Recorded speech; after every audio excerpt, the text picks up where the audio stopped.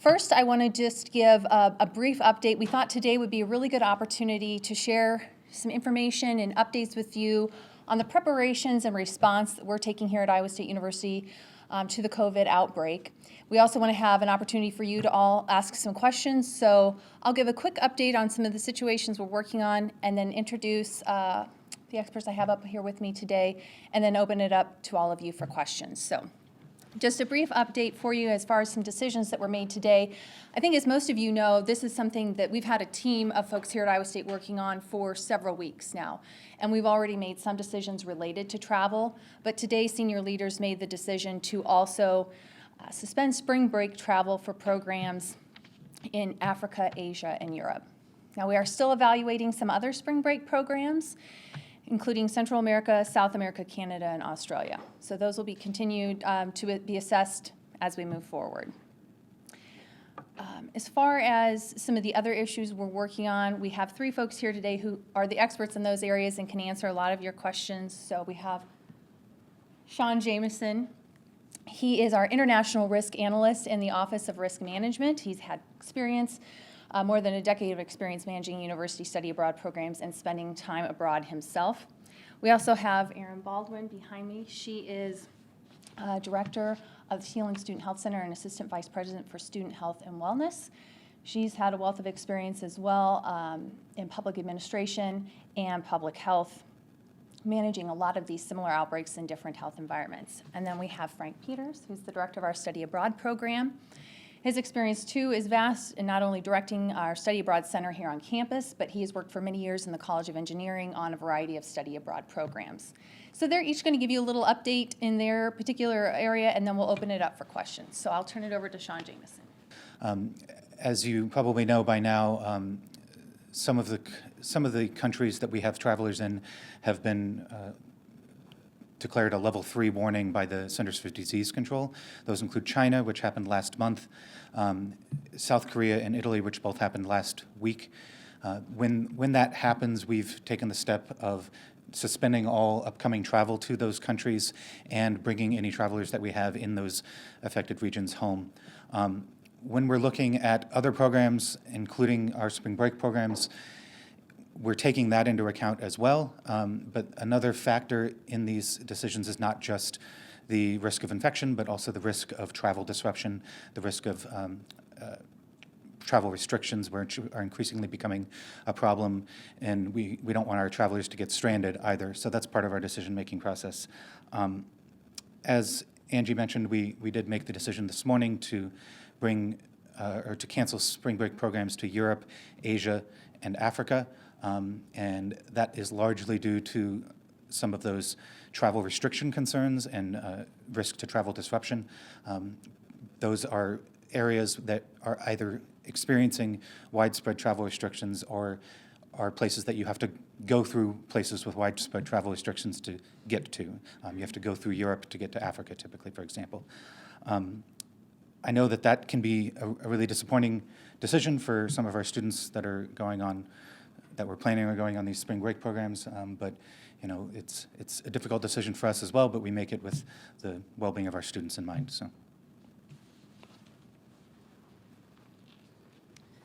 So moving on to some of the health and well-being considerations, as Sean said, our number one priority through this entire situation has been to focus on the safety and well-being of our students and our campus. And all of the decisions that we've made really are rooted in the expert guidance from the CDC and the Iowa Department of Public Health. I think an important note is that none of our students so far that are returning from Italy have any symptoms of COVID-19. We can't confirm that any of them have been exposed to the virus either. However, following the guidance of the CDC and the Iowa Department of Public Health and prioritizing health and safety again, we're asking students to return and then to self-isolate for 14 days upon their return. We believe that this practice is in the best interest of students, our faculty and staff, both those that are returning from travel and then the overall campus community. Our Iowa State students returning from study abroad are being asked to take their temperature once a day and then check in regularly with our Teelan Student Health Center, which is our clinic on the Iowa State campus, to report if they have any symptoms that they start to experience. We really want to encourage our students, faculty, and staff who are asked to self-isolate to take that responsibility seriously. That means staying home, primarily indoors, avoiding direct contact with others, and then not resuming social activities until the self-isolation period ends. Critically important is that we not stigmatize our students who are returning from study abroad. Once the self-isolation period ends, the returning staff or faculty member is generally at no greater risk than anyone else to contract the virus. We also want to encourage all students to exercise caution as they take personal travel over spring break and take steps to limit their risk for illness, including regular hand washing with soap or using a hand sanitizer if that's not available, covering their nose or mouth with a tissue or flexed elbow when coughing or sneezing. Overall, we just want our students to know that we are here to support them and ensure the safety and well-being of our campus.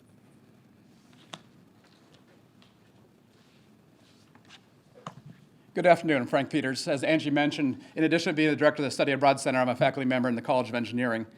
The overarching goal of Iowa State education is to prepare our students to address and solve challenging problems that are going to face them in their lives and careers. The current health situation caused by COVID-19 is just one example of the types of problems that they're going to see in their future lives and careers. Iowa State has long supported a comprehensive study abroad program, and we will continue to do so. It is one of the best ways for our students to develop a global perspective. We recognize that the immediate impact on study abroad students affected by these cancellations is significant. However, the current situation only strengthens our resolve to help our students become global citizens and hopefully through study abroad.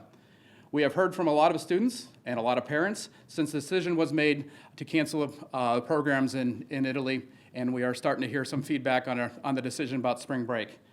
As you might imagine, a lot of people don't agree with our decisions, and putting myself in the shoes of a 20-year-old, I would probably be in a similar situation. And as a parent of a current Iowa State student who is going to be studying abroad next spring, I can relate with the parents and their frustration as this as well. But as you heard from my colleagues, our first priority is to ensure the safety of our students, and we have the best interests in mind. From the academic side, Italy is one of our largest study abroad destinations. The College of Design has a facility in Rome, and those students are going to be accommodated academically at the return after spring break. So they're encouraged to go home after spring, come back, and then the academics are going to continue for those programs. And we're working on academic continuation plans for the other students that are continuing. They vary because their students went to a variety of schools. So some of those schools are offering an online option, and then we are working aggressively right now to provide other options for those students whose courses may not be offered online. So we'll go ahead and open it up for questions. If you maybe just want to give your name and affiliation so they know who they're talking to, that'd be great. Yeah, Alex Schumann with KCCI. Just wondering, do you want them to quarantine themselves? Do you want them to only do this at home, or is there space on campus that they can do that as well? So with self-isolation, we've encouraged them to go home. We do have some spaces on campus that are outside of our regular residential facilities where we can safely self-isolate them. So we've encouraged them to go home, but we do have some options for students on campus where they're away from the rest of the campus. How many students are back on campus that may be in self-isolation? We only have 2 students as of today that are back on campus in self-isolation. How many students total have come back so far? We're tracking that. A lot of them are in flights right now, so I don't have a firm number on that. Angie can provide that to you later. We are still collecting that information for our students. And who's paying for the flights? Iowa State's paying for a flight change fee up to $1,200. If there's unusual circumstances, we'll work with them on that. But with that guidance, I've been monitoring the emails that have been coming in over the weekend, and most of the students have been able to do that under $1,200, and some of the flight changes has been free. For students returning. For their students returning. Dave Rutherford with Inside Iowa State. That 144 students between the Italy program and South Korea. Italy, South Korea, and China. And China. What portion of total study abroad students out in spring programs is that? Spring semester program is about 400. Okay. And the 95 students who won't be on the spring break trip, do you have any sense of how many, what portion of university-sponsored spring break travel that was going to be? That's about a third of the, and that included spring break and about a dozen education majors that were going to do international student teaching. So those are included in that 95 number who hadn't left campus yet. Are there going to be refunds for the spring break trips that didn't take off? We're still working out. The decision was just made this morning. Working with the providers that we worked with and contracted. Any refunds that we can get back from that will be refunded to the student. But this is still a ongoing situation, and we're still working on that. Question for Sean. So there'd be some study abroad programs in the regions where spring break, that are still active, I assume, in the spring break, in the regions where spring break travel has been prohibited. Can you talk a little bit about the difference between canceling a future spring break trip and canceling an academic program already in progress? So, obviously, can you repeat the question? I'm sorry. Can you talk a little bit about kind of the different threshold with canceling a semester-long Sure, study okay. abroad program versus a spring break trip that hasn't been already? So one of the major factors is that spring break trips are very short duration, so they're about 10 days long. And as indicated by Frank's mention that we are still working on getting some of our students back from Italy, if they were to be impacted by an event that we would normally want them to come home, it's essentially the entire duration of the program. On top of that, that short period also means that if there are any sort of delays due to travel restrictions, due to quarantines that they may end up falling into and becoming subject to, it really eliminates the entire benefit from the program, because the entire duration of the program would be eliminated by that logistical hiccup. So I think that on top of the fact that part of the infection risk is due to travel itself, not just being in a location where there are cases. There's a heightened risk just in travel alone. I think those are some of the distinctions we would make for deciding whether to suspend a program already in progress versus cancel one that has not started yet. So what happens to these students that are coming back now? Are they allowed back on campus? Are they going to continue classes here the rest of the semester? I'm going to let our So from a health perspective, when they return, we're asking them to self-isolate for 14 days. And then the health center is checking in with them on a daily basis to check in, see where their temperature's at, see if they've developed any symptoms. But when they complete that 14-day self-isolation, then they can go back to normal activity. And I know all of the colleges are working with them on academic continuation. As I mentioned before, the students in the College of Design Rome program, they're going to continue their academics once they return after spring break. The majority of their students were from 3 different universities in Italy. We are actively working with them, and they are sending us information and they're developing their plans to offer those courses online. We think the majority of the courses are going to be able to be online, but some are difficult, such as the design course. And so we are working through that and seeing what we can allow. So at this time, I think the majority of the courses are going to be salvaged. And then we are working up contingency plans if a student needs 1 or 2 more courses, especially a graduating senior. We are doing lots of different options, exploring that for offering that student. But right at this time, we don't know what courses they're going to need. And then just real quick, since we're already kind of thinking for the future with summer programs, how are you guys trying to align that with all the students applying, or if they've already been in the programs moving forward? So yeah, we've also gotten a lot of questions about summer programs from our colleagues that are planning summer programs, and realistically, at this point, it's impossible to predict from a risk standpoint where this virus outbreak is going to go and how that might affect those programs. That being said, we are trying to advise those programs about making contingencies in case those sorts of things should happen. But we have not made a decision about summer programs yet. And then talking about the academic continuity for summer programs, we have some time. Regardless of the decision, as we are coming up with a plan that, a contingency plan so we can offer those credits, and so we're not delaying graduation. And addressing your question earlier about spring break versus whole semester programs, while safety and looking for Sean's advice is the primary consideration, 3 credits or 1 credit effort during spring break is a lot different than a whole semester's worth of credit, and what we would need to do to support that student. So safety is the primary reason we're making the decision, but it has significant implications for somebody spending a whole semester somewhere, as opposed to just a single week of a spring break trip. The 2 students that are back on campus self-isolating, how are they eating? How are they, I mean, like, they're just regular things that people have to do during the day. So how are you keeping them away from other students to ensure that if they are carrying anything, that it doesn't get out?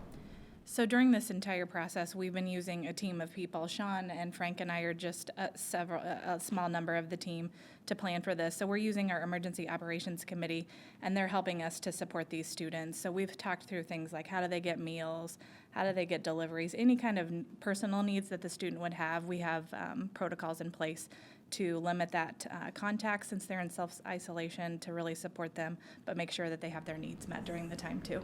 So how are they getting food? I mean, like, are students from the cafeteria delivering them? Are they, like, what's the program? So our dining staff is putting together meals for them, and then they're able to leave them in the building, and then the student can come get them so we can observe the social distancing that's part of self-isolation. So in theory, there are students that are going into the building that these students are staying in? No, these are staff that leave the food outside of the building, then the student that is in self-isolation can come out, get the food, and then go back into the building, so there's no contact. Are the students returning going to be tested?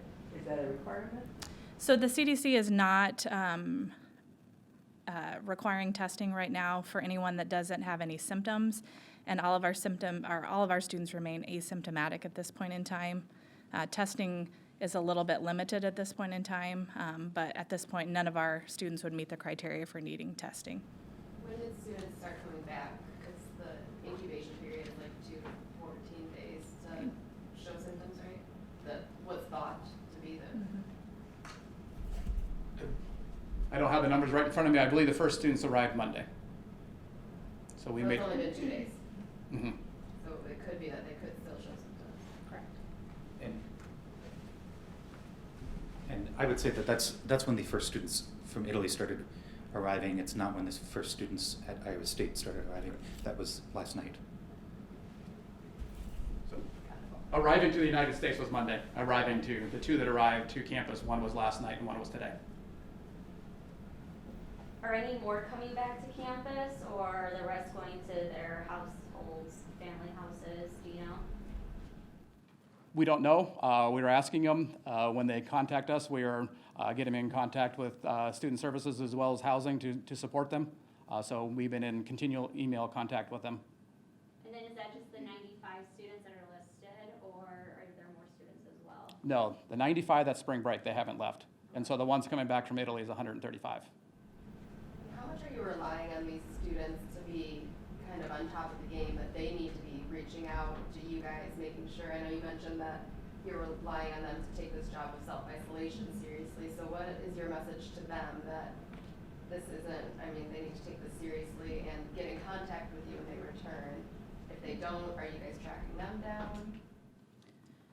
So the students returning have received several messages, both from Study Abroad, both from the health center and from other offices on campus, explaining what the guidance that we want them to follow. If I know Frank's office is tracking return itineraries, we're tracking all of the students from a health perspective. So if they didn't reach out, we would follow up with them from some of our clinical staff, so we can make sure that we are both supporting them but also monitoring their symptoms.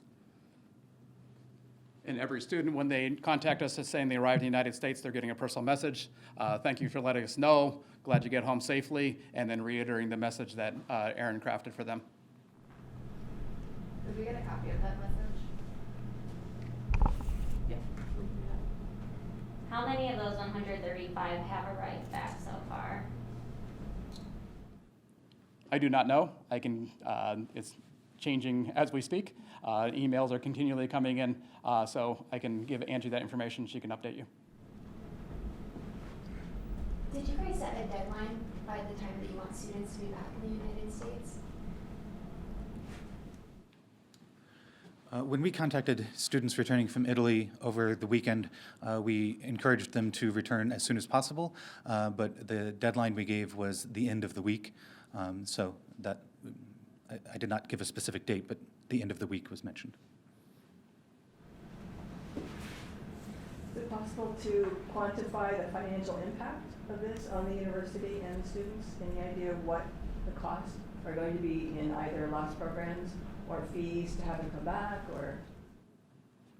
At this time, we have not calculated those other priorities we're working on.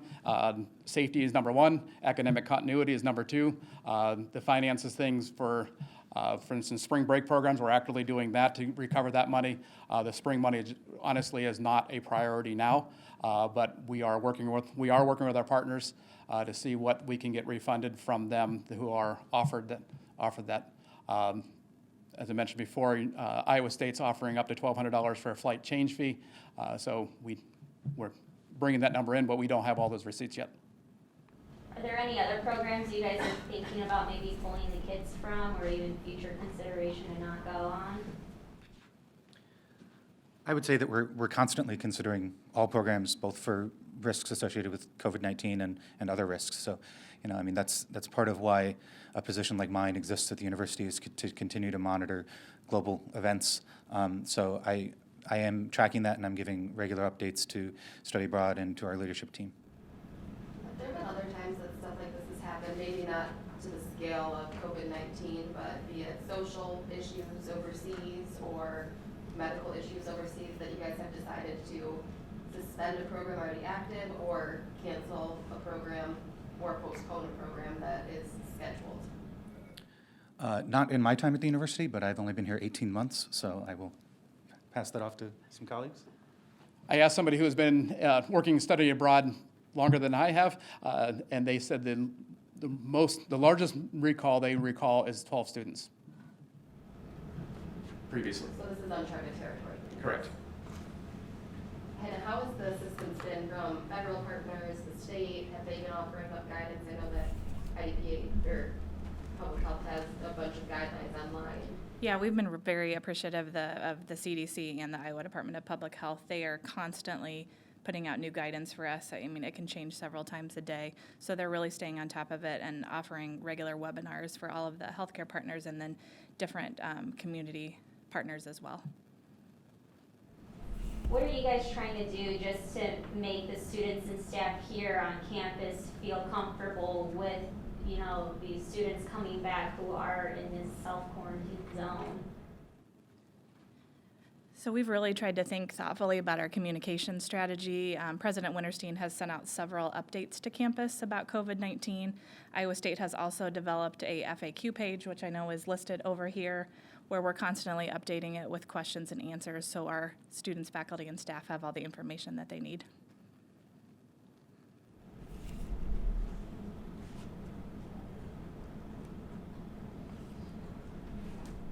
Any other questions? Are there any other students who maybe are foreign exchange students here that live in some of these foreign countries, and how you guys are communicating with them to make sure they're doing okay and staying in contact with their families?